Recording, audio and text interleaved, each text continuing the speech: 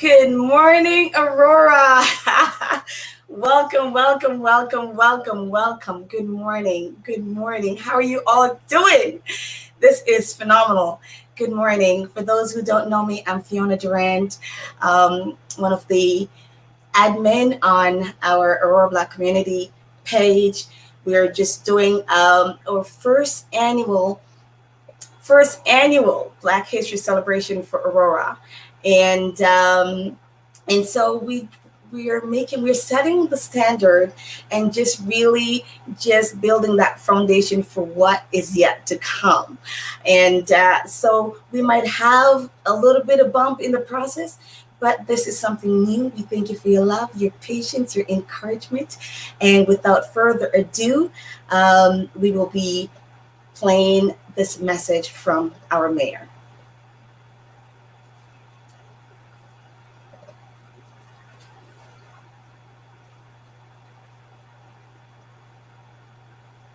I have a proclamation to read. It's in regards to Black History Month for the month of February 2021. Whereas Black History Month recognizes the contributions that people of African and Caribbean descent have made to Canada, shaping its identity. And whereas Black History Month was first recognized in Ontario in February 1993, marking the 200th anniversary of the passage of legislation prohibiting the importation of slaves into Upper Canada. And whereas the United Nations proclaimed 2015 to 2024 the decade of people of African descent, an important step in the international community recognizing that people of African descent represent a distinct group whose human rights must be promoted and protected. And whereas Black History Month continues to provide the town of Aurora with the opportunity to celebrate the contributions and vital role that Canadians of African descent have made to strengthen the social and cultural mosaic of our community, province, and country. Therefore, be it resolved that the Corporation of the Town of Aurora hereby proclaims the month of February 2021 as Black History Month and do commend its thoughtful observance to all citizens of our municipality. Our thanks to the Aurora Black Community Group for all the work that they've done in putting together an incredible amount of events, virtual events for this month, and Fiona, Ron, and also Shawna White from the town for the work that they've done putting this all together. So, Mr. Mayor, thank you for that. That was awesome. Thank you so much. At this time, we will welcome Michelle Hanson, who will do the national anthem for us. Welcome, Michelle. Thank you, Fiona.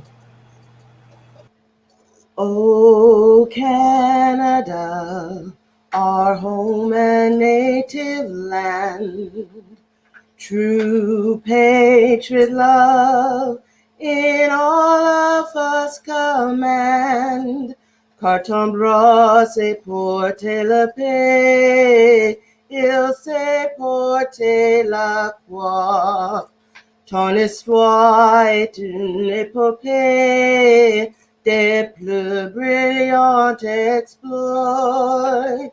God keep our land glorious and free. Oh, Canada, we stand on guard for thee. Oh, Canada, we stand on guard for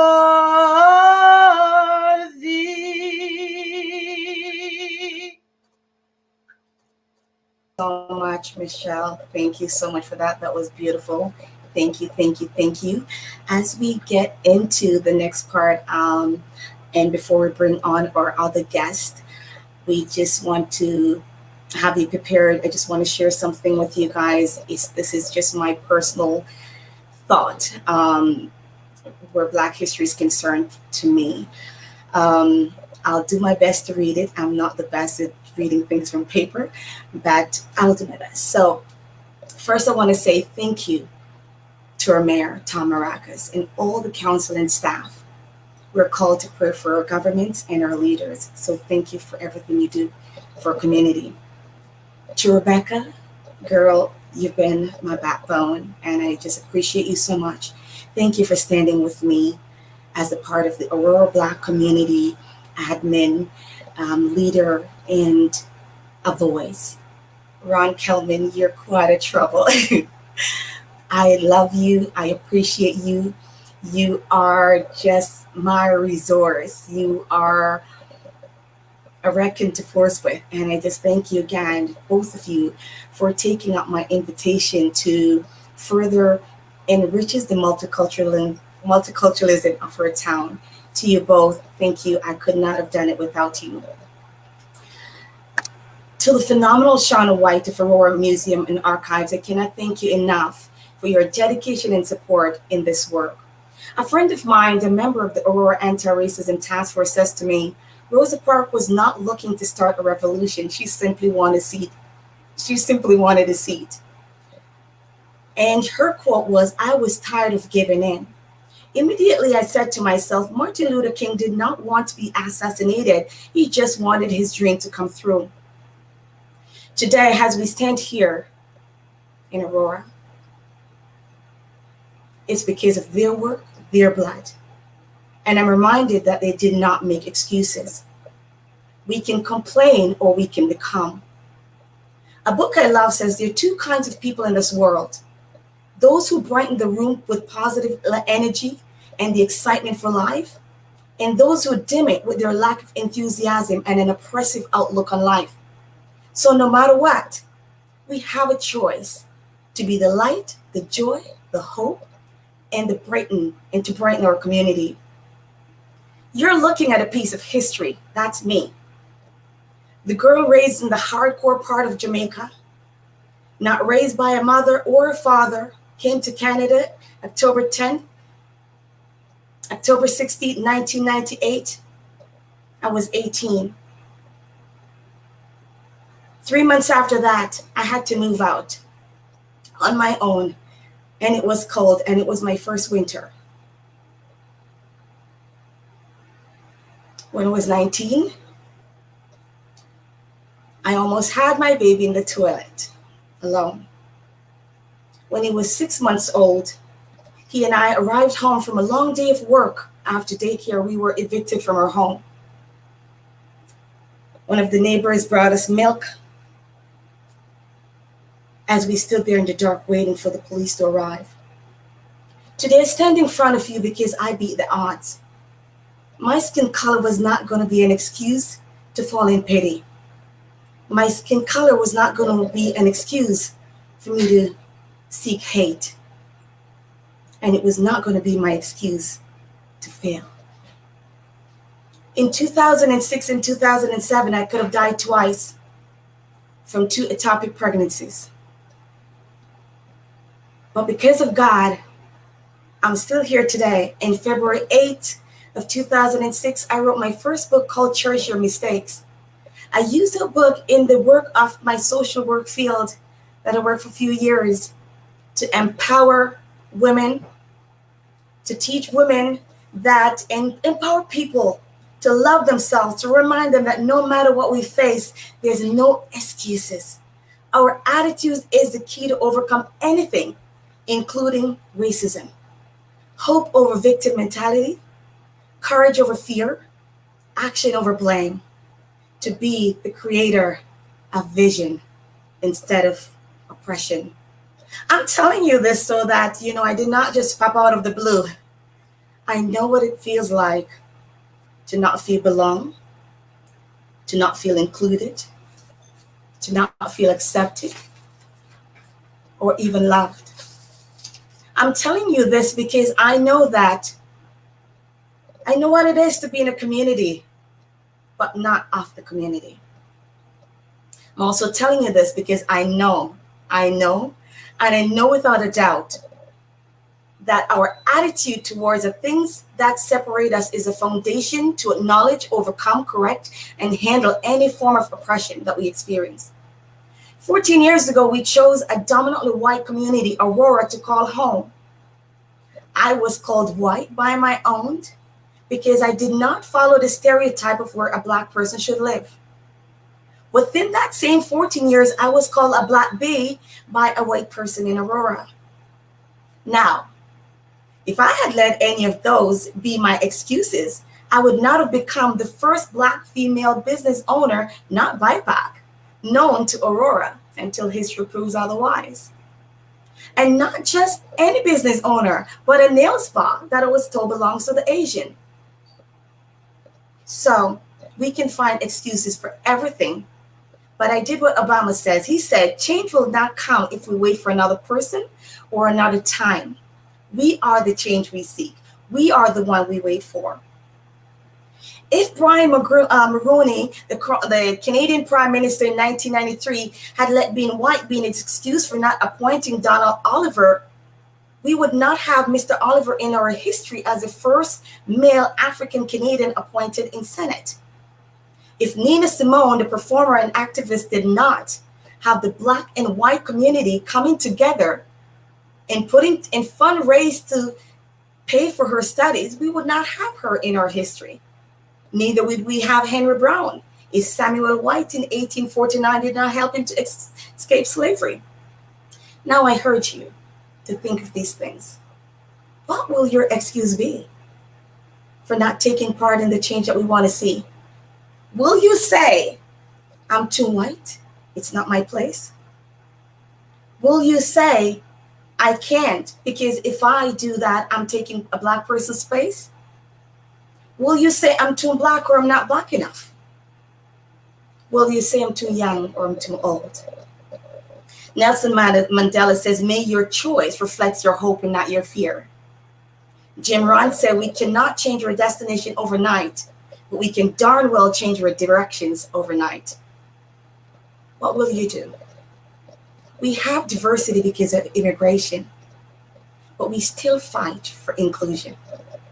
Today, I encourage you to not let your skin color be an excuse to not stand up, speak up, and be a part of the work that is needed to unify our town and ultimately our country. Our skin color should not exclude us from getting involved in the critical decision around racism, except if it's perfunctory. So if it's fake or tokenism, especially in this era. Black faces and walls at the intersection is not inclusion. Inviting me to the table, inviting me to the decision table, your dinner table, that is inclusion. Now, what will you choose?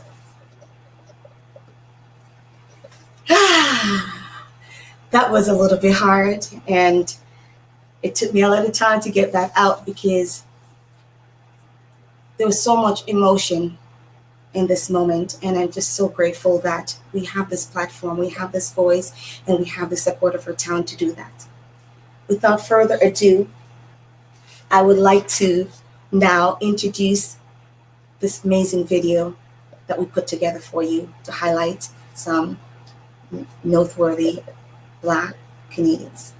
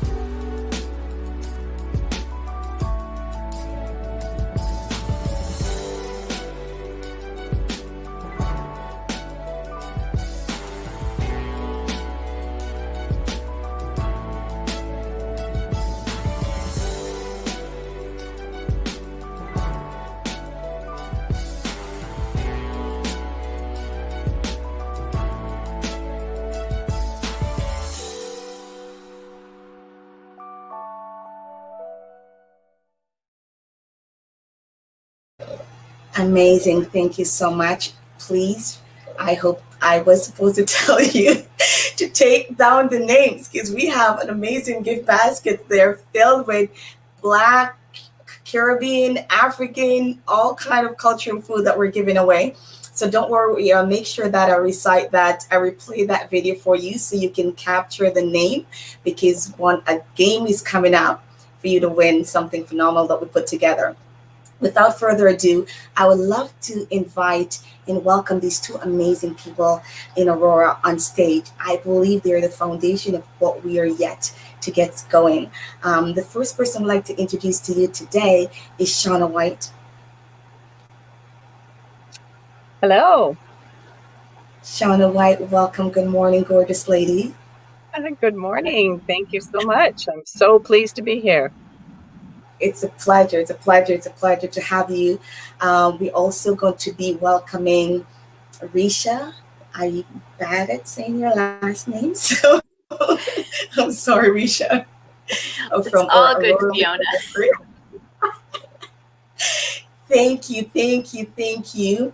So you're both on, and I'm so honored that you took on my invitation to be here. It is a privilege to have worked with you guys in the last couple of days to get this done.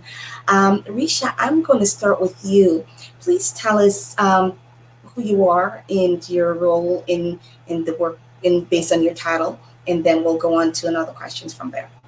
Okay, thank you, Fiona. So as Aurora Public Library's Manager of Community Collaboration, I've really been excited to be part of the library's evolution from information provider, although we still do that, to participant in community building. So really repositioning the public library acknowledges that we have a role to play in building a strong and vibrant community.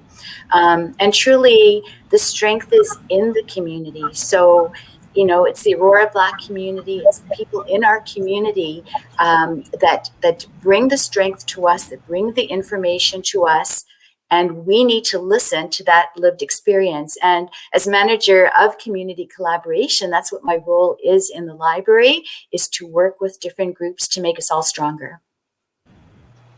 Beautiful. Thank you so much for that. Shawna, please go ahead and tell us who you are and what your role is in the community. My name is Shawna White. I'm the curator for the Aurora Museum and Archives, which is part of the town of Aurora. It's a relatively new position. I've been here just since December 2014, so just coming up after 6 years.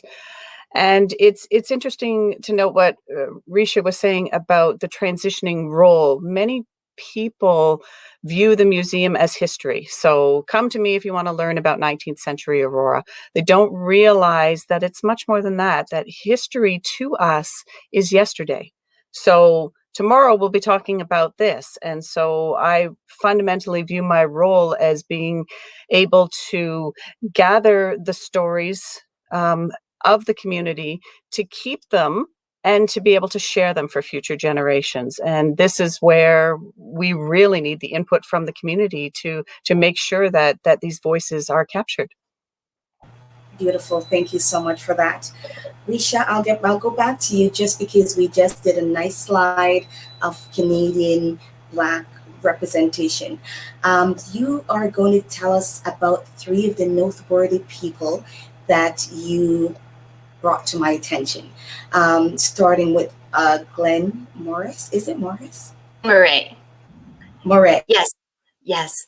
So one of a huge perk of my job is to be able to work with amazing people in the community. And Glenn is one of the most fabulous people anybody would want to meet. He just gives back in any way he can. He's an award-winning musician, a philanthropist. He is an educator. He is a motivational speaker. And his music company, which is called Music in Mind, teaches character building through music-based workshops, through drumming, through seminars, and through assemblies. He's very active in the schools, and he's been in our library. He works with Canadian Mental Health Association he's done it all. Glenn has a new online music educational platform that I'm very excited about, and that includes workshop on anti-racism and Black history, where students are invited to explore the history of Black culture and the iconic figures who have helped pave the way to freedom and equity, which is part of what you were talking about so passionately, Fiona. And I think this workshop is a critical and sensitive examination of current issues that are going to inspire students to be the change makers. And picking up from what Fiona was saying and what Shawna was saying as well, is that you can't just look towards history, you have to look towards the future. And this is something that Glenn has always done by repositioning and speaking and advocating and bringing community together. And it has been such an honor to have worked with him and to know him. Wonderful. The next person you'll be speaking about is it Tessa? Tessa, yes, Tessa Ben Ireland. She's a recently retired Justice of the Peace. She's a well-known community builder and educational advocate with particular attention to what parents think is important. And her passion for community involvement and for the education system led her to serve as the first Black trustee of the York Region District School Board, and she held this position for 9 years. She is also the co-author of Some Black Women, Profiles of Black Women in Canada. Proud to say that you can borrow this really good book at the Aurora Public Library, and have to put my plug in there. And also, Tessa was recognized in 2018 as the honor of receiving her name listed in 100 accomplished Black Canadian women. So that is Tessa Ben Ireland, and she's a friend of mine, and I am so proud to have known her for so many years. Wonderful. May I go on? Can I bring one other person in? Yes? Yes, I may. Okay. So I want to speak about Dr. Jacqueline Ben John. She's an African Black diasporic cisgender woman. She is a survivor. She is a mother. She is the executive director of the Women's Support Network of York Region, and she has over 25 years of grassroots and professional work experience in community development, counseling, and feminist organizing within the anti-violence organizations.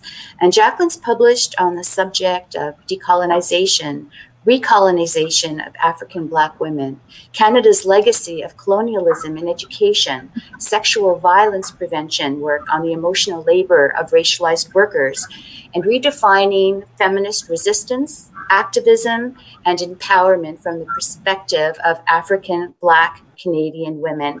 And if anybody ever has the opportunity to hear Jacqueline speak, it is something you will never forget. And one day she is going to be teaching, and it doesn't matter what discipline she will be teaching in, I'm going to be sitting in her class listening. She is a powerful woman and activist. That is amazing. I want to say quickly, first of all, I want to make sure I understood you correctly. You did say something about gender when you talk about her title. What did you say? I missed that. In your description. I'm sorry, when I said... When you were talking about her title and her bio. Mm-hmm. So can you redo her bio for me? I think I missed something there that I wanted to ask you about. When I said that she was a doctor, she has her doctorate. And I mentioned that she's African Black, diasporic, cisgender woman, mother, survivor, grassroots organizer. I'm not sure. I got it now. The cisgender, that's the part that's what it was. Okay, that's beautiful. That's what I was looking for. Sorry about that. It's so great because one of the things that I have asked before when I go in a meeting that is supposed to be Black history, Black this, and white people show up. What is that about? So for me, this is what it is when you bring white to the forefront to have conversation in, say, a Black setting, because you are the library, your history. And if we're going to have people in our library that can't speak on different cultures strongly as you did, then that's where we would have been having some issue with the gap. So it's really not so much about who is there but the person vision. So Reccia, I can't appreciate you anymore for the place and the role that you've played, because I know that the library have been doing Black history for years and years and years, and we can't thank you so much for the work that you've done in that light. So that is amazing. Thank you for those. And these are still living people that we're speaking about. They are living people in our community who have impact in York Region. So this is our home. This is beautiful. So Shawna, I will go to you and ask the question about vision. What is the vision for Black? So what is the vision for Black history as we move forward? And basically your role as from the archives department of the town, make it a success. The vision really is that, well, Black History Month is an incredible time to focus everything together and to put a spotlight on it. It shouldn't be the only time that we're dealing with this. We should be including the Black history, the narrative throughout everything we do through the year. And this goes for any culture, it goes for anything and any person and community that is in Aurora. And what we find is we don't have those stories. So we're coming into a situation where we have an inherited collection. And when you look there, those stories aren't there historically. We have a huge gap in our collection from the 60s, 70s, 80s up to present day for anything, not just Black history, for anything. That's a huge gap. And when you look in the historical narrative, so pre-World War II, hard pressed to find Black presence in Aurora. And to me, it's too easy to just say, they weren't here. That's it, end of discussion. That's not necessarily the case. The case may be that their stories weren't recorded. Their presence wasn't noted. And we have to ask ourselves why. And that is our role in the museum, is that we cannot be picking and choosing whose stories we tell. Now, historically, we're limited by what we have. But this is why, as we're moving forward, it is a priority for me and my staff to actively reach out to these communities, to get the message out to people that your voice matters. I'm not really interested in telling the story of the famous people because other people are already doing that. They have a voice. I'm interested in the everyday person. So the number of people that I come across who say, oh, no, but nobody's interested in my story. Yeah, we are. Your story is incredible. Your story is amazing. And we want to make sure that is recorded, and it's recorded in your voice, so that people like me and my role moving forward are not putting words into your mouth and trying to create that story. We want to gather it as it's being created. So that's sort of our vision, is to always think forward. I think forward to what my, what the curator for the town 50 or 100 years from now would be wanting me to be asking, because I know when I look back and go, why didn't you just move the camera a little bit more there and take a picture there, or just gather those stories? So we always have that eye to the future about documenting the stories as they happen. Beautiful. And as you're watching us today, whether you're watching live or you'll be getting the replay, please put some questions. Let us know what you're thinking. Maybe you're watching and you can identify exactly what Shawna just spoke. We are thinking that we're the small people. Who's going to listen? And Shawna and Reccia, I'll say this to you both, because I remember being contacted by the newspaper, and they say, tell us where you think we can play a better role in this. And that's exactly what you're saying, Shawna. And one of the things I said to them, I'm like, Melissa, how many times have I written and sent something into the paper and nobody responded? Right? Because we all go for the crisis or the people that we can identify with, or like you said, the celebrities. So I'm really glad, Town of Aurora, that we're hearing now that if we don't show up and if we don't speak up, then we can't say it wasn't documented. Because now we have people in place like Reccia from the library, Shawna from the town, that wants to hear your story, want to know who you are, want to know when you came to Aurora. And I met a young man. I went to I will post this in our group later. But Reccia, Shawna, I went to the Walmart yesterday because I need a gadget, a little thing, I don't know what we call it, for the work. Didn't get it, but ran into this amazing young man. He can't be more than 19, 18 maybe. And he's helping me, and we're laughing because the thing was too expensive and I'm not buying it. As I was leaving, he says, "Where are you from?" And that's a strange, I don't know how to answer most of the time when somebody said, "Where are you from?" Because I'm already assuming that you're saying I'm not Canadian born and I'm not from Canada. But so I just say, "Yeah, I'm from Jamaica." And he's like, "I could tell I'm Jamaican." And I'm like, "Boy, you're whiter than salt." He's like, "Yeah, my parents were sent or whatever, their parents from the and into Jamaica. One was in Portland, one is," and he said, "Google their name." And he was trying, we got so excited. And he said, "You know what?" He said, "I want you to interview my parents." He said, "They would speak the best patois to you, but I can't, but I can understand you." What I'm saying, why I share that, is that we want to start in Aurora and in life. Look at Black history beyond the color. Because, man, I was just blown away by that. So I can't wait to introduce you to those people. But it is exactly what we're talking about now. The library, Arisha, you can add to that, where the importance of recording and documenting and having certain things in the library. So what's your vision, or what's the library's vision, and how can you add to what Shawna just said, Risha? Well, as Shawna said, that I think we need to pay respect to Black History Month and acknowledge that we're just not speaking to 1 month, but we're speaking to celebration of Black culture, accomplishments, and integration 365 days of the year.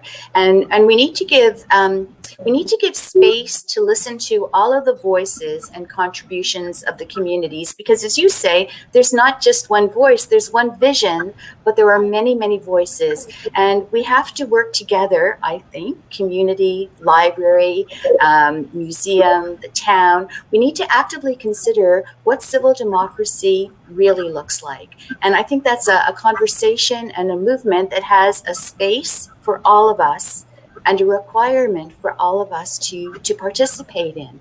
So for me, Fiona, I really appreciate being able to share this space today, because Black history is your lived experience.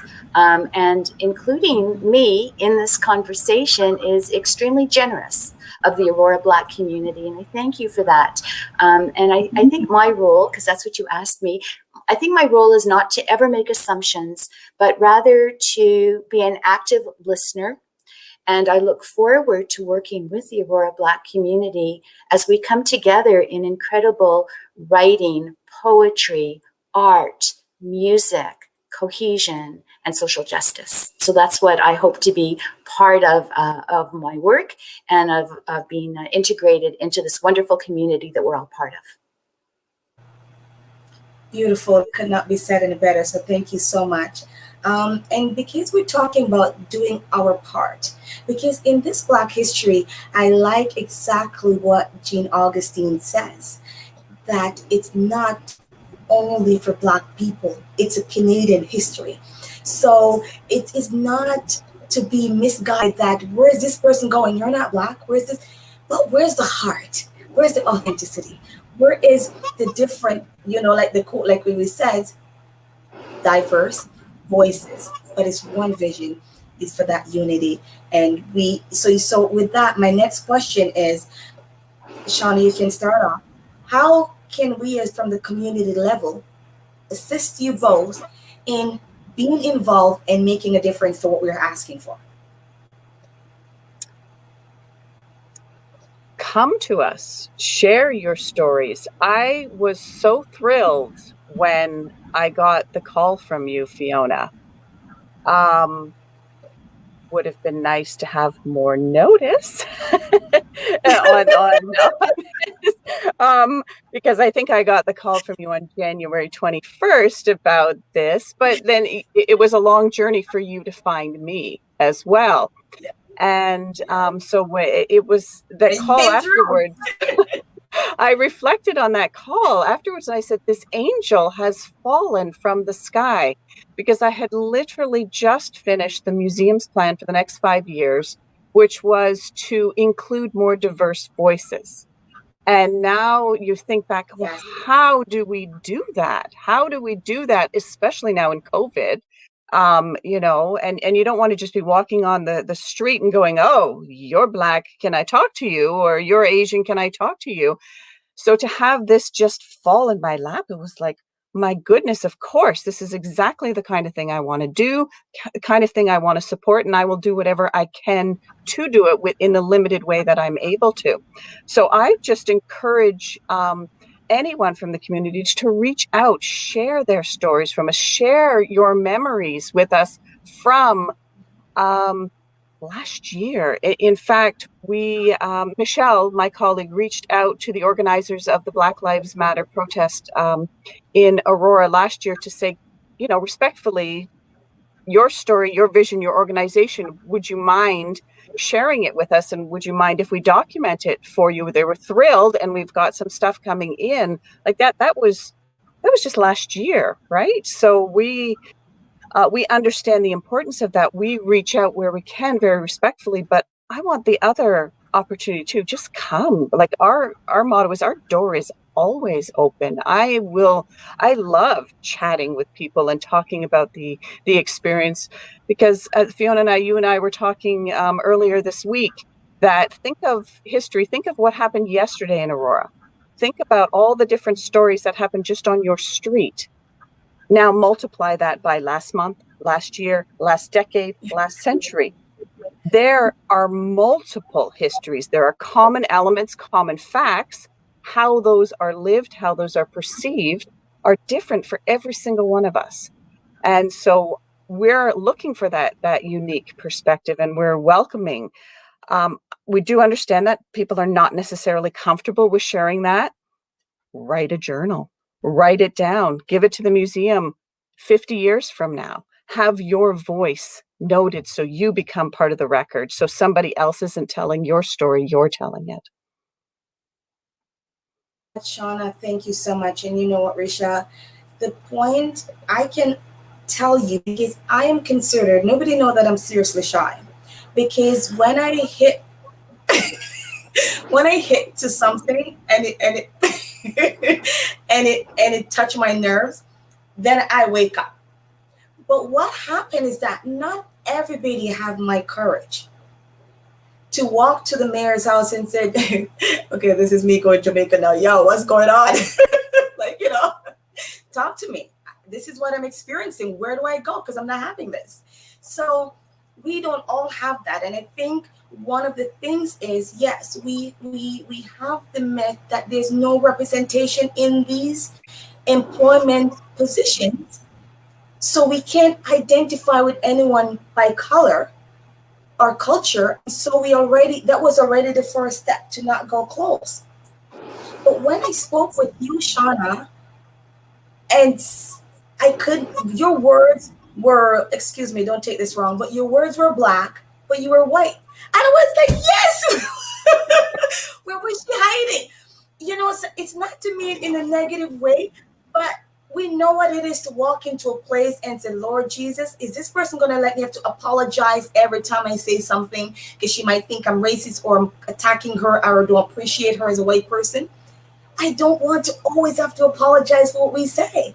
And I don't know if anybody, what are your thoughts, guys? Do you agree that sometimes maybe we can't identify, right? So yes, we appreciate the change, and it was a breath of fresh air to talk with you and having to say, sorry, don't take offense, I apologize, or that's not what I mean, or you want what I mean, right?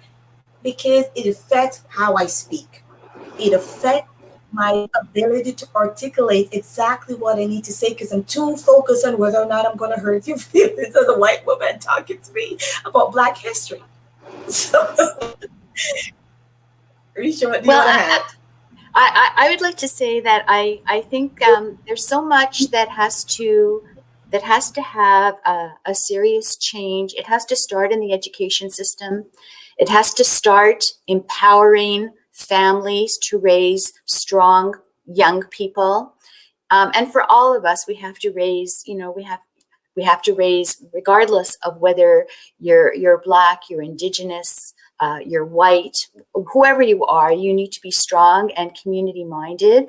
We have to work together to get rid of economic and systemic barriers that prevent people of different ethnicities, of different colors, of different religions, to have that seat at the table. Because if you don't have the seat at the table, you're not going to be able to really affect the change. That's hugely important. But we need to have the support from when you're really young to get into that position. And that's hugely important. And in terms of organizations that are already there, like the library, we need to hear about barriers, systemic barriers that frankly, we may not know about, because we all have our own lenses. We all have our own history. So we need to know, is there something we should be doing better? I think at Aurora Public Library, our intent is positive, but our ability is only as strong as what is brought to us. So as Shawna says, please come to us, celebrate with us, bring your gifts, your music, the community to us, and tell us how we can do better. We want to be part of change. It's very important for everyone, regardless of where we're from. That's amazing. One of our viewers says, Reccia, that you were an excellent contribution to the Intercultural Festival in 2019. So kudos to you for that. Thank you, all of you that are tuning in. I see families, I see friends. Dr. Jones, thank you for being on. Rebecca, Mrs. Taylor, thank you everyone for coming in. I can't see everyone. I am sorry if I missed you, but it is so important to be a part. One of the things, and I hope it's not bad to say online, is show up, or I'm going to modify it, be quiet. Show up or being quiet. We cannot have a voice about something when you're never present. And so in Black history, I don't really want to come here and say and really focus on, we know what Rosa Parks did, we know what Martin Luther did, we know what the history is, and we know that we have it, and it's important to acknowledge it, reflect on it, and address it. But I'm at the place where we want to move forward. Educate our children, get them involved. Get away with the myth that things are not going to change. I know I'm personally going to revisit the library with a project that I present to them in probably 2009. I'm going to go back with that project, because now maybe eyes are opening, hearts are now being softened. There's more awareness and more education and more appreciation. Should it have been that way? No.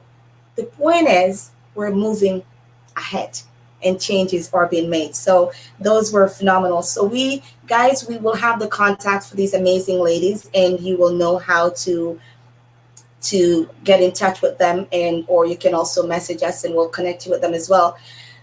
I'm not sure who want to start off with. Reccia, do you want to start off with, in your opinion, what should be the first course of action from staff in your organization or any organization within Aurora in the terms of moving forward, where we can really start seeing people and start really taking action to be inclusive?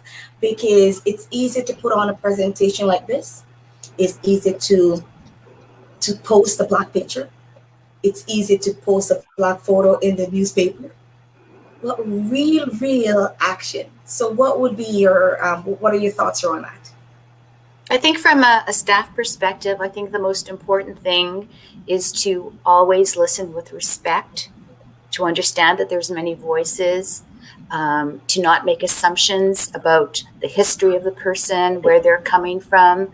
I think maybe also to understand that there might be trauma behind some ways of communication, and perhaps you haven't experienced it yourself, so you have to be open to understanding that someone's lived experience may not be yours, and it may inform the dialogue, and so you have to be sensitive to that, and to realize that all of us, whether we're in the library, whether we're in a store, we're in our community, we'll all be stronger if we can speak to each other. So before we speak, we listen. And that's, to me, the most important thing that our staff can do, is to listen, open heart, communicate, and then work towards making a stronger library within our community. Beautiful. Shawna? Absolutely, Reccia. I agree with that. And one point you made about the listening first is so important. We're in such a weird time right now, where the moment somebody says something, and it can be the most innocuous, most innocent, supportive comment, somebody is going to attack you.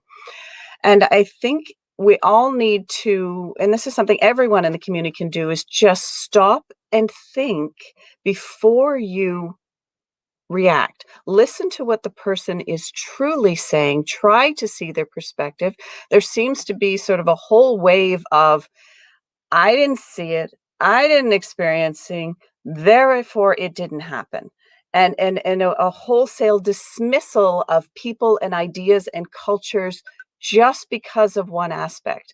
And I think we have to really listen to what the words that people are saying, be mindful that we don't have the answers. We're never going to have the answers. I kind of feel that, maybe my goal is at the end of my life, right before I die, I go, oh, that's it. And I get a eureka, and it's over, but I'm not sure that's ever going to come. So we have to move towards these small steps, moving towards understanding the diversity constantly in your own actions. And it's hard because we're human. We're human. People tick us off. This is just what happens. But to try and be respectful and to listen, do that active listening. In terms of the museum itself, I think it's for us, it's accepting that just because we don't have it in our collection doesn't mean it doesn't exist. And looking for ways to explore that and make it an active part. My biggest hope is that one day we get to the point where there is no more Black History Month, because it's not needed, because it is truly part of Canadian history. It's taught, it's understood, it's accepted, and we don't have these divisions anymore. We're not there. We are a long way from there. But I think events like this and continued dialogue, continued respect, get us closer to that. Amazing. Thank you so much for saying that. Someone just posted in a comment that this is why they say we have 2 ears and 1 mouth. Thank you for that. Absolutely love that. Someone also did say, action indeed speaks. And something that is our mayor always say, getting things done. Action. I remember the mayor called me and he was like, Fiona, we just need to know what to do, and we are going to do it. And when you get those from your leaders, it is important. Now, of course, I'm going to hold you accountable to that. and Reccia is going to hold these leaders, and Shawna is going to hold the leaders accountable, because yes, action. So easy to promises. It's so easy to disagree with something because you don't want to think you're racist because you disagree with it. No. You can't disagree if it's not the best decision or it's not where we at. So thank you so much for that. You both answered that question already, I believe. Yes, so great. And the last question, I don't know if anyone, this is an open question. Any question out there from you Aurorans that are on today for these amazing ladies, please put those in. Thank you so much again for tuning in. It's amazing. I know Shawna took her day off to be here. I know Reccia has another full day to head to, and she took time to be here. And like we said before, it has been last minute. It's been a 911 call. I'm like, hey, I need you. And they're like, okay, I'll be there.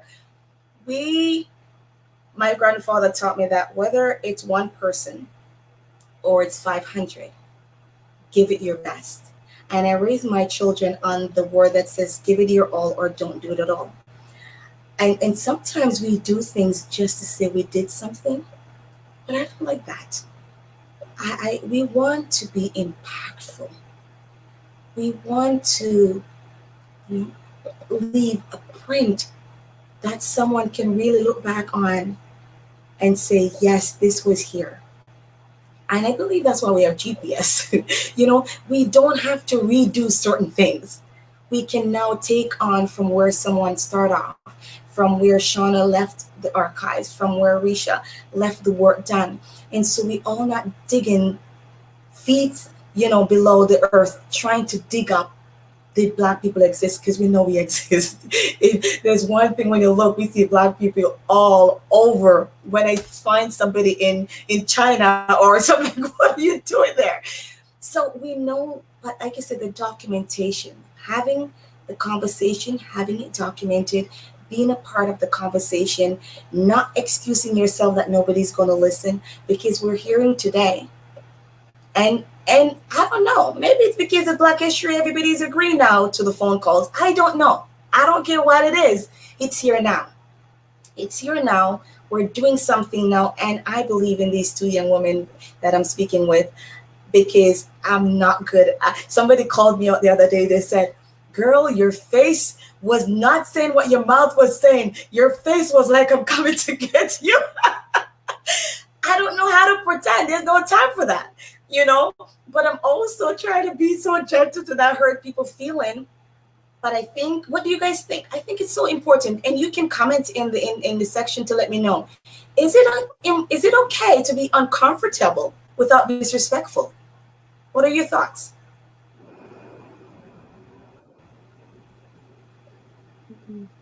Either one of you can take the floor. Oh, I thought this was going to the community. I'm sorry. Oh no, not everybody. Yeah. You know it's what? Okay to be uncomfortable. Sometimes being uncomfortable provokes the important conversations. The point is you can be uncomfortable and respectful at the same time. If it was all comfort, there'd be no change, there'd be no problem, because everything would be all great. Yes, I agree, Shawna. There are difficult discussions that have to come up, and I do agree that we do have to take action, but it's not action for the sake of action. It's not tokenism. I'm not interested in doing a token, putting up a post, here we go, Black History done, right? I'm not interested in doing that. I want that meaningful discussion. And Fiona, you and I were talking about this, that my son and I often talk about, I think the buzzword for now is something. Everybody's saying, we've got to do something. Yeah, we got to do something. What are we going to do? We have to do something. And there's this swirl. And, we sort of joked and said, okay, well, everybody's thinking about the something they're going to do. We're just going to do it. We're just going to get in there and start having that conversation, and having it in a place where you don't have to apologize. You just kind of like, I just need to ask the question because I don't understand. My lived experience is not the same as your lived experience. There are absolute sort of facts. There are not alternate facts. There are facts. There's different interpretations of what those facts are. That's the difference. And we have to be respectful that there are other ways of doing that, and feel comfortable to say, I don't think that's not how I feel. How do you feel, without pounding on somebody or getting pounded on? Right. And that's, and it's baby steps. It really is baby steps. There's is any Jamaican out here who know the reggae by Budgie Banton? Action. I'm sure you both got to look it up now. It will make you really dance and really work out. We don't do alternate facts. Somebody says we don't do alternate facts, and I like that in some way, And another person that says it is not necessarily easy to open that can of worm, but once it's open, it's out there, and action must occur. That's another comment from one of our participants or the viewers today.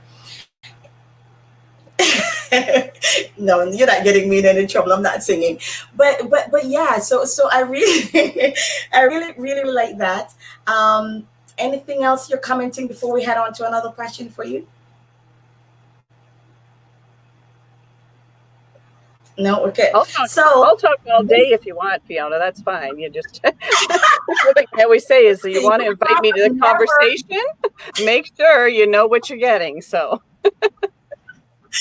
you and I never talk for less than an hour. And so I'm going to throw this question out there. And this is for you viewers. You can drop things in there that you might identify as well. And our guests, either one of them, if you have anything to add to this, this is an open question. You don't have to, you don't have to. What are any gaps that we see that is very obvious now that we've missed, that really caused such a difference, a disconnect? So gaps in my observation is, I've worked in Aurora for over 14 years. And before that, I was doing social work. When I lived in Toronto, I was working in Newmarket. So I've been up here working from 2004. And for example, a gap for me is also with my own culture. I'll walk to the superstore, going to get some shopping. I'm like, oh, there's a Black person. And I don't know what to. I want to say hi, but they want to say hi too. And I was smiling, didn't smile back. So you kind of move. But I wrote that gap. Now I said, hey, how are you? I haven't seen you. Have you been here a long time?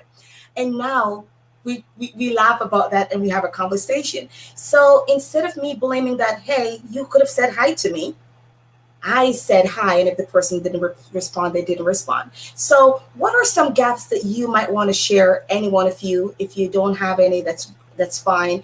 And even you as viewers that are watching us today, what are gaps that you have identified in what caused such whatever this word is, such separation in unity, in inclusiveness, in awareness, when Black people didn't just pop out of the hole yesterday?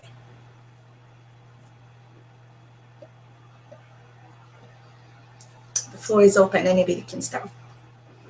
One person says, we cannot be afraid of those who speak out. That's powerful. Do you want to add to that, viewer?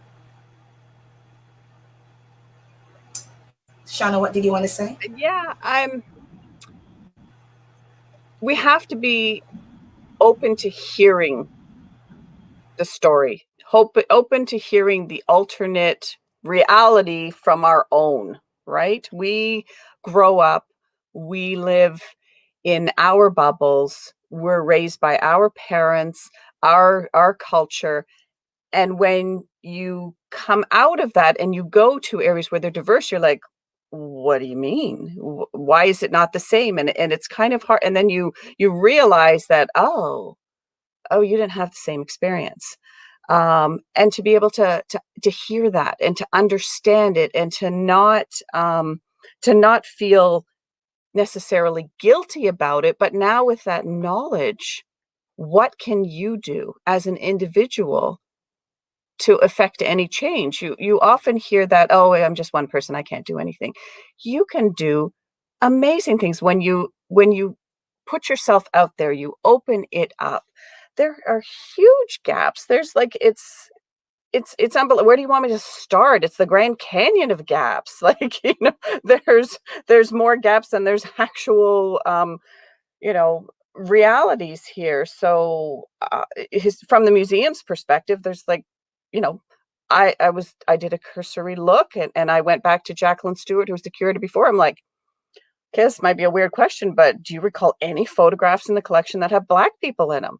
It's like 2. And one was one woman from Richmond Hill, and another one was a young Black woman who attended a picnic with the Sisman Shoe Company. That's it. And you're just like, but we know of histories around. So we know within our own collection that we cannot think of as Aurora as just this boundary here and here, because there's people around. Boundaries are fluid. People travel. We need to reach out more to our surrounding municipalities to gather the stories there. So one notable gentleman, I believe is Walter Rowling, who was a teacher, a Black teacher in King, actually went to Aurora High School and went to taught for a few years in Aurora Public School. But he's known for being out in King. There's no kind of record or focus on that. Well, he can't be the only one. He cannot, and we don't have a photo of him. So just because we don't have it doesn't mean it didn't exist. So I'm way off topic now, but No, you're great. it's all the gaps, right? Like, it's just like, I don't know where do I start. There's huge gaps. There's a gap of nothing in the collection from really from the 70s, 80s, 90s, and 2000s. Very little, because the focus was pre. So there's and ever mindful that we can't collect everything. We absolutely can't collect everything. But we've got to make sure that we at least acknowledge what the gap is, and try to fill that in, and not just during a designated day or a designated month, but to be consciously open to exploring that. Thank you. One of the we have a comment here. Someone says about holding your purse. Where's that comment about holding the purse? I want to read it for our guest speakers. If it comes back, I'll read it. Yes, a viewer says, one thing that disturbs me as a big Black man, people see you hold on your purse. We do not want anything. Okay, so that comes in two forms. And Reccia, I'm going to ask you a question, if it is fields. When someone walks into the library, and I'm sure you're the manager now of community collaboration, but at some point, were you ever at the desk or have to deal with people come in right away? Fiona, I've been at the library for almost 40 years. I have been at every desk there and in the old building. Trust me, I've seen it all. Okay, so my question for you, at any point, and be honest as you can, or dismiss it as whatever is comfortable for you, but at any point, as somebody walked in that was Black, have an accent, you didn't understand, you felt uncomfortable, or you thought you need to serve this person a bit differently than the general public, was it so infrequent that we see Black faces in the Aurora in library that it was looked at differently when someone walked in? What can you share with us about what that experience is when a Black person walked into the library? So I'm going to try not to ramble, but I'm going to do a little bit of compartmentalization. I'm originally from Montreal, and I was a student during what has become known as the Sir George Williams Affair, which was charges of racism against a white professor by some university students. And I was part of a white allyship in support of the students who were occupying the president's office in the Hall building. So when I came to Aurora, I came with some allyship of experience and I guess a broader community than what I came to know in Aurora. So then when I started off in children's services, I was the first young adult coordinator, and I worked, did school visits and story times and programming for young adults. And I would look at the schools, the class visits that would come, and everybody was white. They weren't only not Black, they weren't Asian. And when I would say to them, where have you come from? It was, where did your families come from? Where did your grandparents come from? It was England, it was Holland, it was Germany. There was no diversity in the groups that I was working with. I found that really disconcerting. I never found it disconcerting to have anybody from a different environment come into the library. I always found that as a very comfortable way of engaging with somebody who might have had a different history than me, who would teach me something. I found the very just the sameness to be disconcerting. So as the community has changed and as the population has changed, it's just become a much more interesting place to work. So personally, have I ever felt anything awkward? Absolutely not. But I will tell you, when I have heard stories about how Black mothers have to teach, and fathers have to teach their sons to behave when they're out, when they're driving, when they're out at night in a different way to protect themselves. I got to tell you, Fiona, it brings me to tears when I hear about it. It's not something I've privileged. I've never experienced it, but I know it's out there. It's not been in my experience, but it's something that has to change. Yeah. Sorry. Something kind of just hit me just now, and I'm just trying to make sure that I stay as the host and don't let any emotion comes close. Because yeah, it is quite a topic to talk about, and it is hard to talk about it straight faced, to be honest. Sometimes it is, because even when you say what you have to teach your Black children, I personally chose to not teach them that, but I chose to not teach them that because I'm a woman of God, not because anything else. Not it doesn't exist, because it's a personal mantra that I want to put. I will never put anything to them in fear, and if I will teach them certain things to watch out, I think I'm putting them in a bubble of fear. So, but I agree, and I know it's that what we have to do in most, especially in certain communities. But I teach my children to every opportunity that is there belongs to you. Just call. I told my son one day, we moved here in Aurora. The poor kid is 6 and going to Aurora little school, and the poor kid is the only Black child in his class. And one day, I think somebody messed with him, and this was just a figure of speech, because in Jamaica we have a whole different book of words, and I'm like, son, I'll go naked if anybody mess with you. Just make sure you're in the right. That's all I can tell you. I think the poor kid looked at me like, naked? But it was a figure of speech, meaning I'm going to lose it, but you make sure you're in the right. And that's what I teach them. Be in the right. Don't act guilty. Don't walk guilty. Don't walk looking over your shoulder. You are. You're not trying to be. You are accepted. You are. Walk with that until it starts attracting the people around you that accept you, embrace you, love you, because it's not going to be everybody. So when you say that, I thank you. And I remember you have a program that at the library that I've been trying to get into, but always misses on a Tuesday because I run a daycare. It's called a newcomers program. And if I can, before I get to Shawna, if I can ask you one question in that light, and you can answer it as safely as I can. I know you're representing the library, and I don't know what code of conduct you might have to follow. So I'm going to ask this as courageously as I can.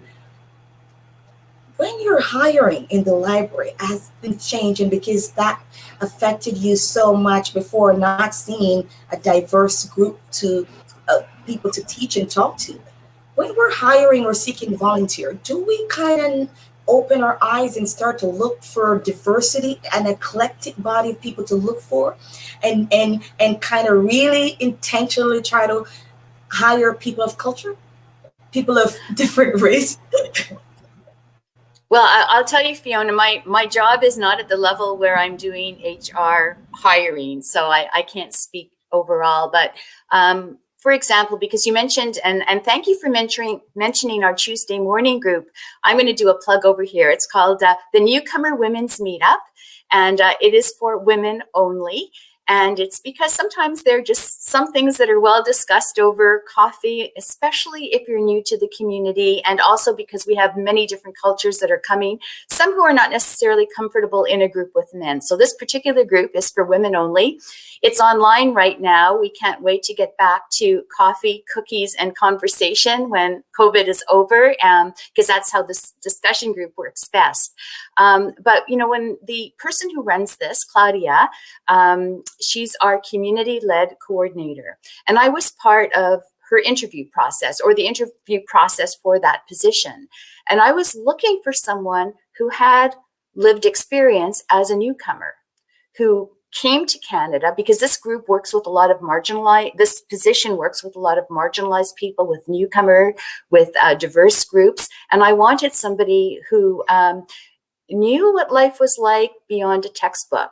You know, I didn't want somebody who just necessarily got their degree in settlement studies, but understood what it would be like to come here to try to get Canadian citizenship, to overcome language barriers, you know, if that was the case. And so if you had that kind of experience for whatever input I had, you scored high. Because I think that's hugely important. So it wouldn't matter to me where the person came from, whether they were Black or white or Asian or Indigenous, but I was looking for somebody who would feel that community connection to be able to work with newcomers.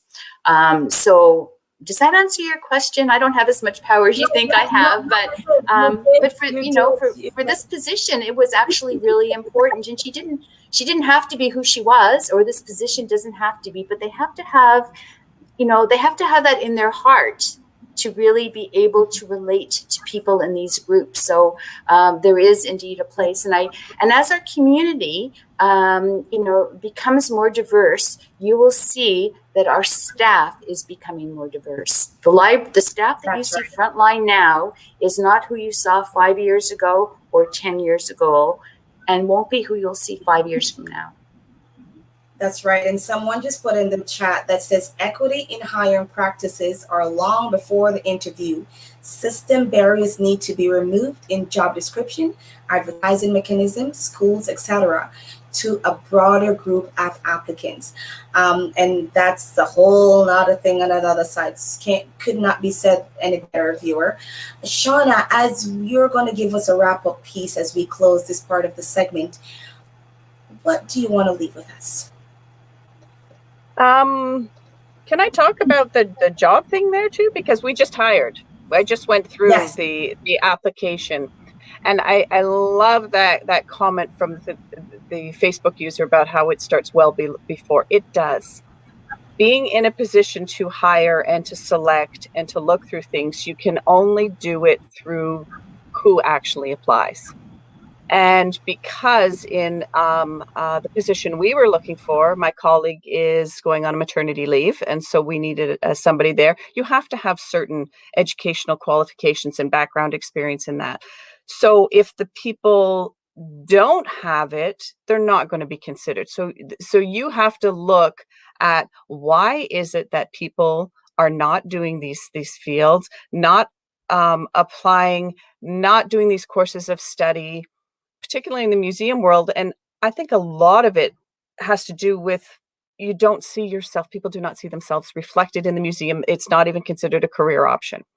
So when I'm hiring, I'm looking for the best candidate, absolutely, who meets the minimum criteria. You know, you've got to check those boxes off, but who is the best? I'm not looking to go, oh, I need a woman here, I need a man here, I need a person of color here. I don't do that. To me, hiring somebody because of one of those things is wrong. But we also have to address going forward, starting in school, starting in kindergarten, to say that these options are available. There's a big push right now for STEM programming, for girls in engineering, and that seems to be like my daughter's in high school now. It's all engineering. We also need that push for arts, for other things, for culture. There's many different career paths that you can go to. So when we just hired Michelle's replacement, the absolute fantastic candidate who came about just happened to be a woman of color, and she was not hired because of that. She was hired because she was so confident. She answered all the questions. She had the necessary criteria, and she was the right fit. But it is true, the messaging that comes out, how you put the job description forward. And I actually just had this come up with the town. And I don't think I'm speaking out of term here, but there was a job posting for I'm not sure, it was like a manager position, I think in planning or something like that. And the image they used was a white man with gray hair. And I'm like, you do not realize the power of the image. And you really shouldn't do that. And I brought it to HR's attention that, didn't even realize it. You don't realize how powerful images are, because you're putting that out there and going, this is what we're looking for. You look like that. it's subliminal, and that's not Yes. necessarily the case, but we have to be so careful with that thing, because people don't see themselves reflected, even if they do have the qualifications necessary. Though I'm not applying there, they're looking for an old white dude, right? Or you see that. So, but we have to deal only with the applications that come in. So it's kind of this, we got to make sure that it's open and fair, and we say all the words and we do all that. But at the end of the day, if those people don't apply, our hands are kind of tied, right? So you're absolutely right. I know my video has lost, and that's beside the point now, but you can hear me, right, Shawna? yes, I can hear you. Yeah. Perfectly. So that could not be said better. That could not be said better. And you're right, that key piece as well. And I constantly share these things in the Aurora Black community page, where I'm saying to people, here are positions. If we don't apply, we don't know. And also, like someone had posted in a comment, where are we posting jobs? How accessible it is to everybody, minority, people that might not go on the town page and all that. So I cannot thank you two amazing people enough. I don't know if Facebook or the StreamYard or a platform just says we've got enough. This girl is too awesome. Let me pause her video. She's too hot. She's too hot. It's getting hot in here. But thank you. Thank you, Reccia. Thank you, Shawna. I can't thank you both enough. As we wrap up and head on to the last 30 minutes of what we have to do, we'll fix my video and get the other two people ready. But thank you. It was a pleasure having you today. And obviously, there will be a lot of ongoing dialogue and conversation that we'll be having after this day is over. Perfect. Thank you. Thank you, Fiona. Yeah, this is just the beginning, Fiona. You welcomed me in. You're not getting rid of me, so we'll be talking. Put some time aside. Thank you so much. I appreciate it, and I will talk to you two beautiful ladies soon. Have a phenomenal day. Thank you. Well, Aurora, I am still here. I'm still talking. I'm going to log out for a minute, I think, and reset unless we came up with a different idea. I will just put on, I'll run again the Black highlights video for you guys. And remember to keep a name on. Keep checking out the names, because we will be giving you a contest. So without further ado, please put up that video about the noteworthy Canadian Black contributions. We have a video of an amazing person, Roxeen Channer, who will be doing a poem for us. So let's put that up, please. My name is Roxeen Channer, and I'm so excited to be a part of this year's Black History Month celebration along with the Aurora Black community. And this month is just a time to grow, to build, and to become closer as a community. And I've put together just a small piece of a poem of what Black history means to me, and I hope you guys enjoy it. This piece is titled, My People. We are superior, we dominate in whatever we're given the chance to do. Over 400 years have passed and we're still pushing through. We have been stolen, beaten, abused, mutilated, scorned, and killed, and by who? By the people who live and benefit today from the empires many of our ancestors have died to build. My people. Today, we separate ourselves from one another, acting as if one is better than the other. Our ancestors did not survive by pulling each other down. Instead, they stood on each other's shoulders and climbed until they all made it over. Day and night, through blood, sweat, and tears, they fought for our rights and freedom, and that's why we're still here. My people. These days I read, I hear, and I see how much we tear each other down, as if we all don't bleed the same color. As if our DNA doesn't prove that we all originated from the same place. As if our ancestors didn't all fight the same war. As if we're not out of many one people, Jamaica. As if together we aspire, together we achieve, doesn't matter, Trinidad and Tobago. As if we're not all fighting for peace and justice, St. Vincent. My people, our history and our culture will not survive if we do not stand together. My people, we have a chance of taking back what is ours if we stand and fight together, to make a better future. Thank you.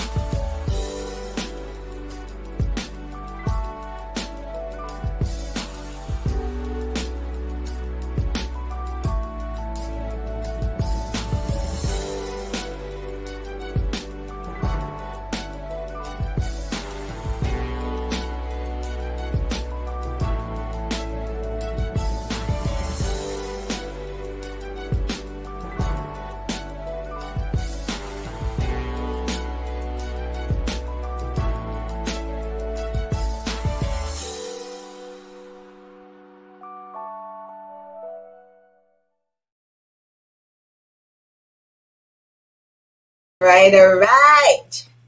This internet trying to get rid of me. I'm not going anywhere. So thank you. What are your thoughts about all of that was downloaded? That was a solid hour and a half. So if you've just tuned in, this is your girl Fiona with the amazing town of Aurora. Thanks to again our mayor, our councilors, our town staff, the librarian, our special guest today, Shawna White and Reccia from the Aurora Public Library. We thank you so much for your authentic piece that you share with us today. It is appreciated. We appreciate you. We appreciate you. Thank you so much for this.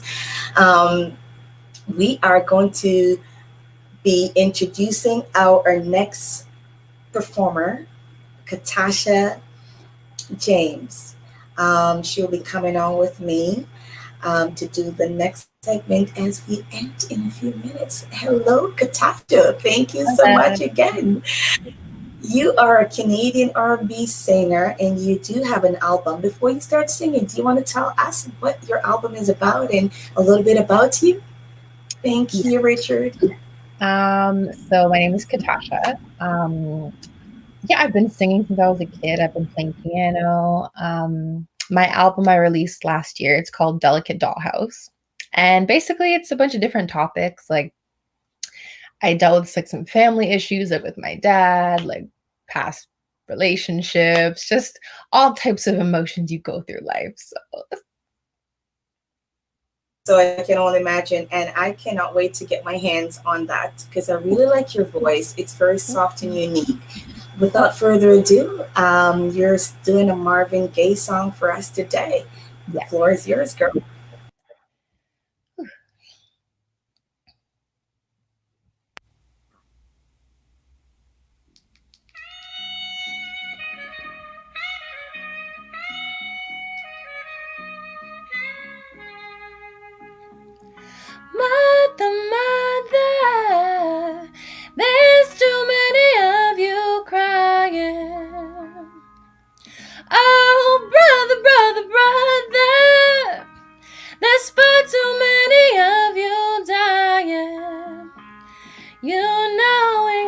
got to find a way to bring some loving here today. Father, we don't need to escalate. Say war is not the answer. Only love can conquer hate. You know we've got to find a way to bring some loving here today. Picket lines and picket signs. Don't punish me with brutality. Talk to me so you can see what's going on. What's going on? What's going on? Ooh.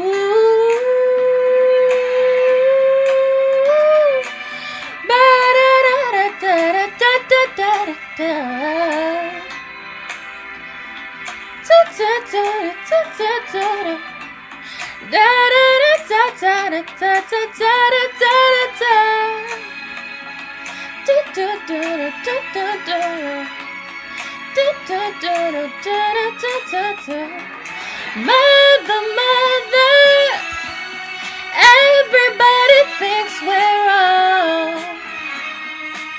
but who are they to judge us just because our hair is long? You know we've got to find a way to bring some loving here today. Picket lines and picket signs. Don't punish me with brutality. Talk to me so you can see what's going on. What's going on? Ooh, what's going on? Ooh.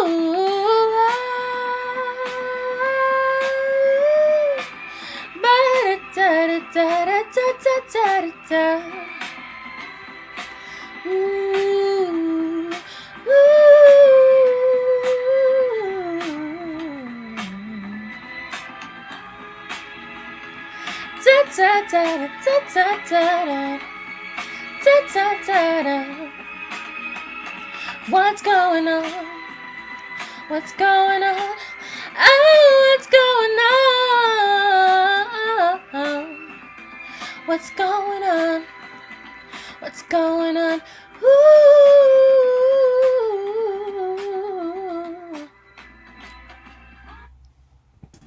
That was amazing. Thank you. Thank you. Listen. It is not just this. I'm hearing myself. I think, okay, to come on these platforms last minute sometimes, jumping on, working with live. You see how this thing kicked me off earlier? Girl, you're beautiful, you're unique, and we bless you and pray over you in your ministry and what you do. May whatever you do just continue to prosper, and we look forward to continue to work with you, especially as a young person. Building yourself in this industry is a hard place to be. So we applaud you, and we thank you for your amazing contribution to Black History for Aurora today. Thank you. People are saying you're amazing. Your voice are beautiful. Love that sizzly vibes on the show. Wow. So that was amazing. Thank you so much. I'm trying to grab my paper to make sure I remember where I need to go next. Thank you. I'll get on to the next one. It was a pleasure. Thank you again for accepting my invitation to be here. No problem. It was fun. All right, guys. How was that? Thank you so much. How is everybody doing out there? I'm sure you guys are probably just eating, coming on binge watching. Thank you. You know what? A lot of things are happening. I know chains are breaking off people with negative thoughts, what they used to think of what Black is or what Black history should be or not be. And this is change. This is change. What did today do to you so far? And while you're typing that in the comment, there's a song there's a song that says, chains be broken, lives be healed, eyes be open, Christ is revealed. Chains are breaking off everything that held us captive mentally, physically, and every kind of that you can think of. So we are thankful. We're thankful for these opportunities. We're thankful for Sassy Lavi. That is so, listen, this girl is phenomenal. Veronica is the owner of Sassy Lavi Production, who rescued me and make this promotion amazing, live streaming us, putting us. I thank you to Shawna. That girl make sure I have the money I needed to get these things going. If we really want change and we really want to say we believe in diversity and inclusion, then provide. I don't like the word minority. I don't like the word marginalized because I'm none of that. But since that's what the book says, provide racialized community with resources, marketing, funding, so we can put forward the changes that need to be done. Because when we put it on a paper, it is not enough. It is not enough. And so I'm pleased when my mayor called me and said, we're going to be doing what we got to do. And I'm pleased when I hear counselors, and big up yourself, Sandra Humphreys. I'm not putting anybody aside, but Sandra Humphreys, which is one of our town counselors, I just want to say, big up yourself, girl. Enough respect for what you do. Enough respect for your love. Enough respect for your support. Just pick up yourself, It is not easy to come through and without it being performative. So we thank you for that. We thank you. We have a game. So if you're still on, or if it's later, because we can come back and do this later, we are giving away a gift basket filled with all kind of Black goodies. Yes, you heard it right. Black history food, Black goodies, whatever you wanted, from Jamaica to Africa to Nigeria. We've put together something amazing for you. And the first person who commented, whether in whatever platform, we will check and make sure we give it to the correct person, because we don't want to be in any trouble now. So as we come to a close, I want to read a poem. Not a poem. I want to read something that I wrote. Oh, did I say I? I'm going to read something. How are you guys feeling? I want Black history to be celebration for me and not a time of mourning. I was talking to someone, I was saying, you know what? People who sacrificed for us did that. Now we are celebrating unapologetically. We're celebrating the liberty that we have, the freedom that we have, the equality that we have. And we'll keep speaking things into existence until it becomes. It's like speaking, we say prophetically.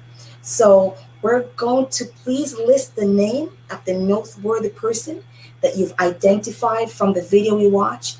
And the first person to mention one correctly from the list that we put into the video that we showed earlier will be the winner of this amazing basket. And then we'll reach out to you and arrange for curbside pickup. And I will try to see if I can read this for you. Let me find it on my phone for a minute. It's so amazing to be here today and to do this with you. I was so nervous. I'm still nervous. I always don't know why I get nervous, but it's part of life, I guess. I'm getting over it one day. I'm going to read this to you. And it's called Being Aurora. And in the meantime, don't forget to post your comments, your questions, your feedback. Tell me how you like my afro. Okay, so I went to Toronto and there was a curbside pickup, and I got me a big, nice afro. I actually like it. It's cool. It worked out. Hairdressers are clothes. A Black girl got to know how to put it together, you know? So I think it didn't come out so badly. So I'm going to read this poem for you. It says, Being Aurora. When I think of you, it's like a fresh bottle of D&G pineapple soda. So refreshing to be a part of a community that's about culture and accessibility. A town where there's constant strive and pursuit for unity. A town that my Black family chose because of its respect for people of all color and its diversity, and stood by us in solidarity. An imperfect town that openly encourages me as a citizen to be an exemplary representative of uniqueness, culture, and creativity, where I am not limited because of differences of expression, skin color, or individuality. Oh, Aurora, a decade and many months later, you taught me that it takes more than the sound of steel drums and a proclamation to be acknowledged, flourish, and to be included. The joy of finding cultural foods, yam, dasheen, and yeah, not so much the jerk sauce in grocery stores. Seeing children of all color playing next door. Oh, how can I forget the indescribable feeling of hearing another familiar accent, patois, spoken so eloquently behind me. It's like a mirage of the breeze on a beach in Ochi. Oh yes, that's the feel of being Aurora. Aurora, how you have grown. Thank you so much again. We believe we have a winner that reply about Lincoln Alexander, and you have the email to send your email to so you can claim your prize. Thank you so much again, everyone, for this amazing, amazing day. It is the first of all that is yet to come. The next event will be on the 6th of February, which is this Saturday, where you're watching the movie called Self-Made. And Self-Made is a short, beautiful series motivated by Madam C.J. Walker. And so watch it, and then we'll be coming here live with the amazing leader of the Aurora Film Circuits, and to talk and have that review about the movie and just take that piece apart.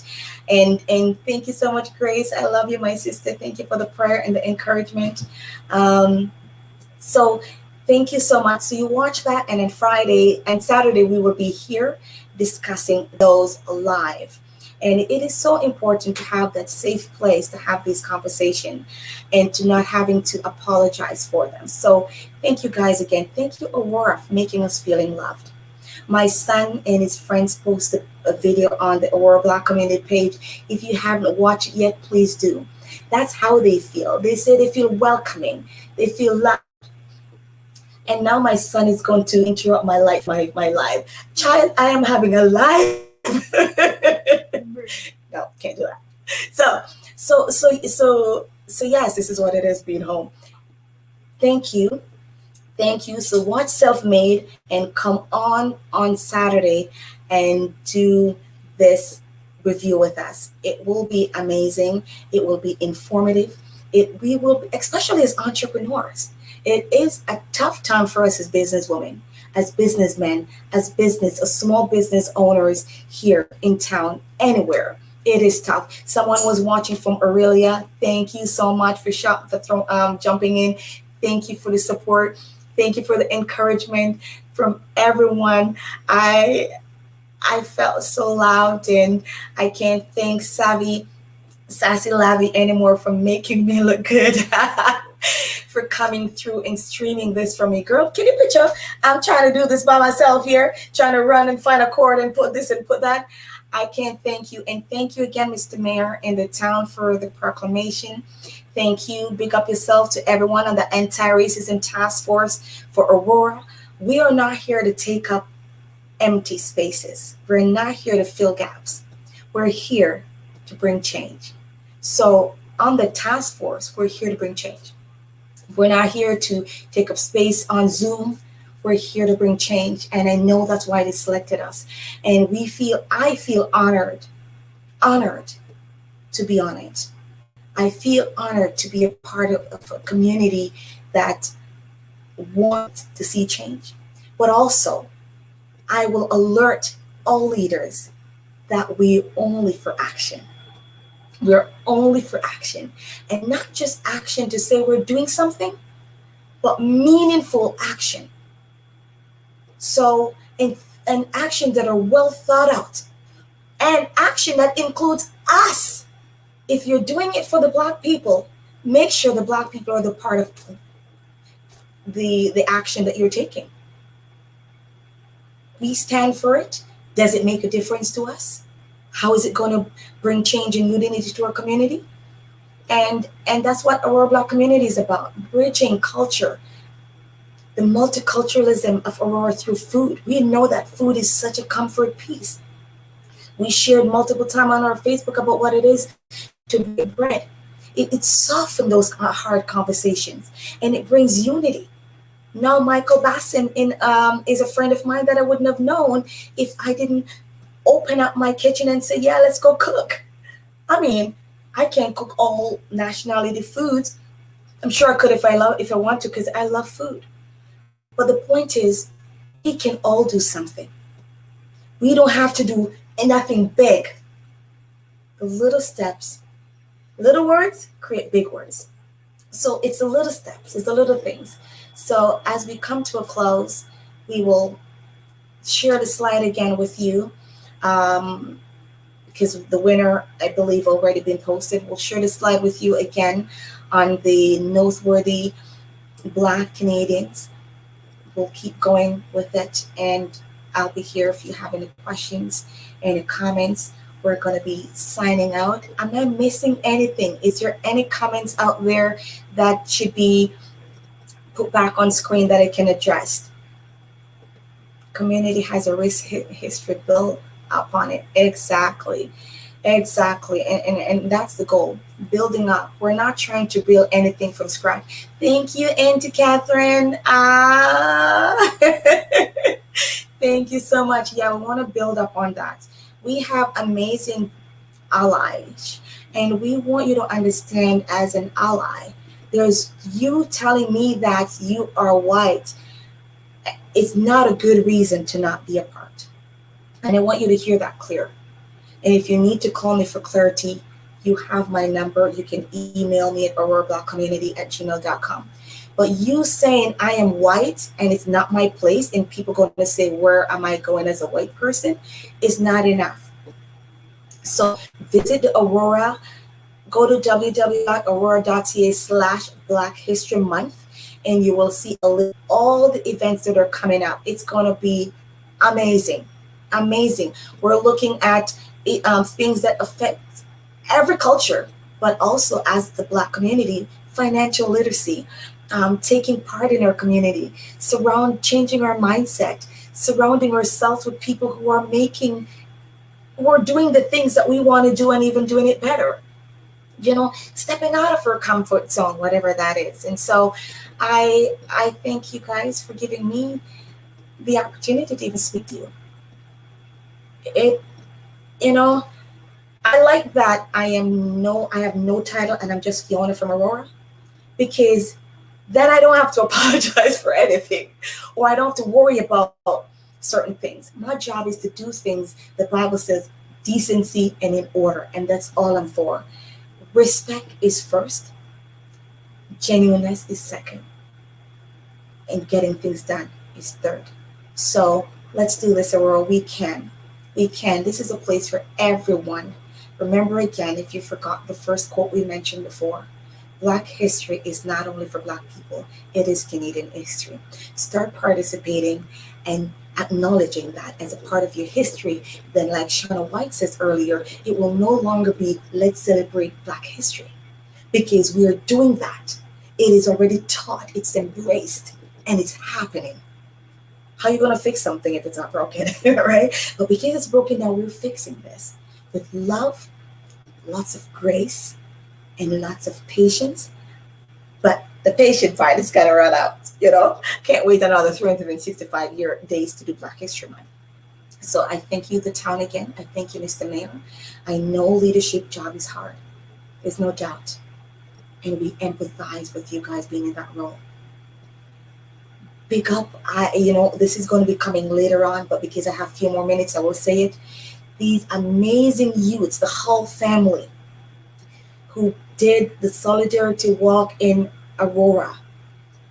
Youth are it. They are the next generation, and we have to keep encouraging them. And it took courage to lead anything, because it's so easy to be criticized these days, especially because people are on Facebook. A lot of negative comments. People always have we always going to have naysayer. But if everybody who made history let the naysayer block them from being effective and let them voice being heard or from taking action, we wouldn't be here today. So I thank you. And like Nelson Mandela says, may your choice reflect your hope and not your fear. So go out, be bold, be courageous, be authentic, be tenacious. Have a no nonsense, no backing down, I'm not giving in, not giving up attitude. So thank you again for the opportunity to do this. Without further ado, we'll play the clip of the noteworthy Black Canadians, and have a phenomenal day, and we'll see you again on Saturday. Peace out.